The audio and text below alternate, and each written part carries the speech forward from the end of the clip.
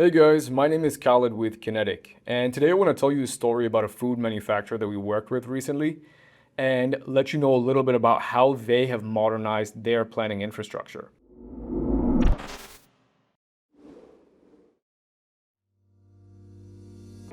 Now, they came to us looking for better forecasting, but it turned out that their biggest challenge was a disconnect between their sales, operations, and finance planning teams and the way that they were planning for the future of the business. Now, their sales was using CRM and customer data to forecast demand that was disconnected from what operations was doing for inventory, production, and capacity planning.